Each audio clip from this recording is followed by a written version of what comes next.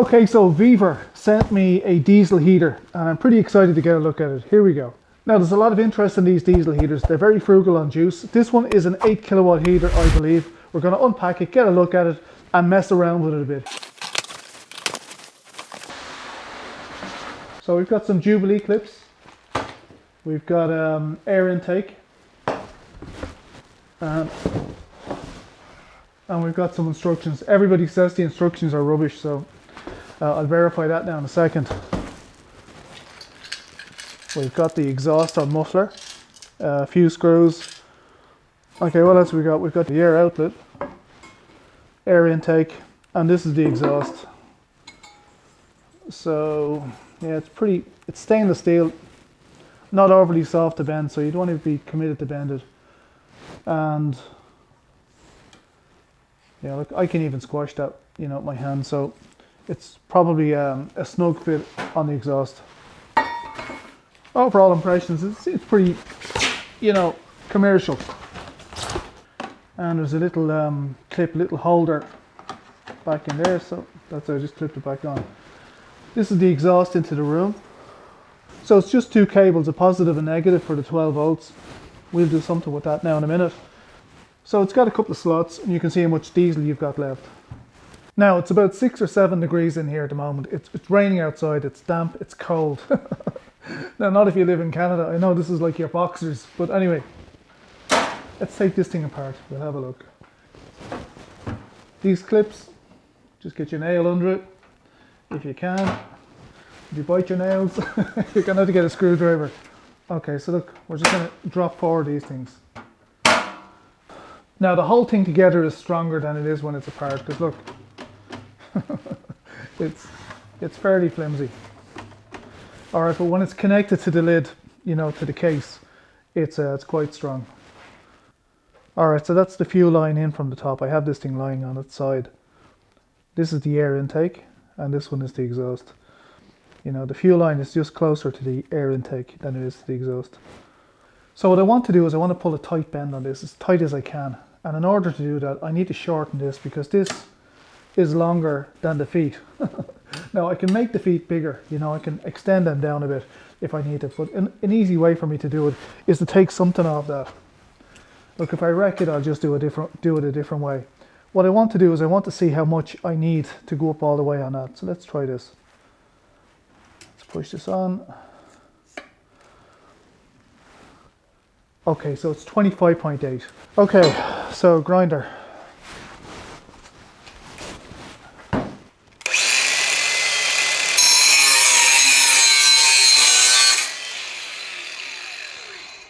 That's it. Right, I had some stainless steel pipe.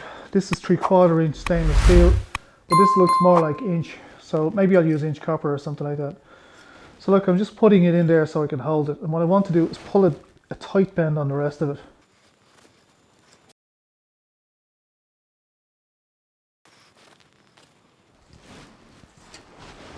That's fairly 90 to me now.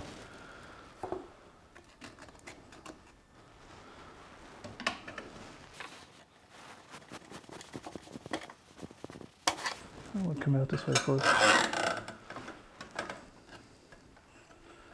Yeah, it looks like it's going to do it, no problem. Alright, so let's push this thing nice home. So there you have it. They've one slot on the back for the exhaust. And they have a little notch here. We can go out that side with the air intake. Now it's touching the table, so I'll just put it on something. It won't be on this table. Okay, so this is night time. This is like 10:30 at night. I can't make much noise. I'll annoy my neighbours. Alright, so there's our air intake and it's off to the side. The exhaust is coming straight out the back. That suits me. I'll just choose a wall and with the arse end of this close to the wall, boom, out we go. Now a very handy way of connecting these up to a battery is a couple of Jubilee clips. These are 20mm. They work with these terminals. You can buy proper battery clamps, no problem. In my case, it's not going in the camper van. I just want to try it out here. So okay, red is positive, black is negative. So positive to positive. Drop the clip down over it. That's it.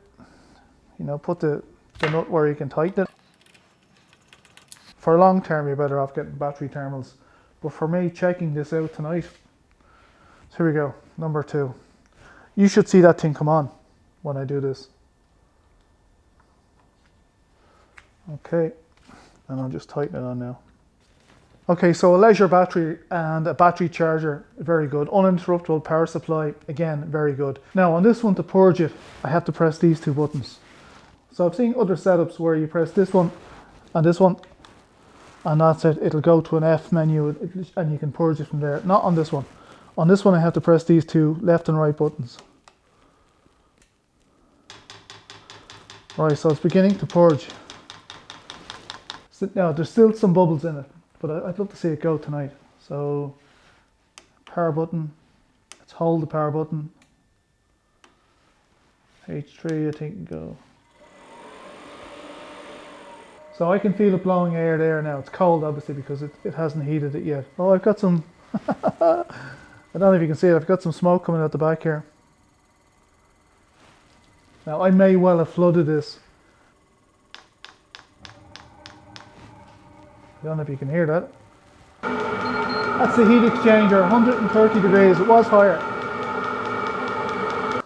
This is just a standard power brick off an Xbox 360. It produces loads of power, 205 watts. This unit needs 40, so that's brilliant. So look, we need a yellow and black wire. The blue and the red are connected to each other. Black to black, because black is the negative on both of them. Okay, so, and I'm just going to put them in a connector block. So now we're left with the yellow and the red. So when I plug this in, you should see life straight away on that thing. So we're going off this now into the unit and it's working. I have the remote working. I should be able to set it up from here. So I should be able to just press on. If I hold it. Yep. And that's it. So that's brilliant. We have it running on an Xbox 360 power brick. Which is great because I already had one. I didn't have to spend any money on it. Which is always nice. Obviously I can't leave it like this. But look, we're running on that.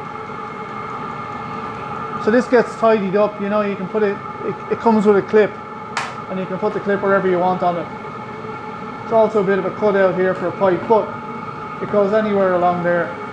Now I only put this thing here so you can see the wind moving by it, but it's actually blowing hot air. I can feel it in here. Now it's not enough hot air, even at 8 kilowatts, it's not enough to do my shed, which is why I have a big stove.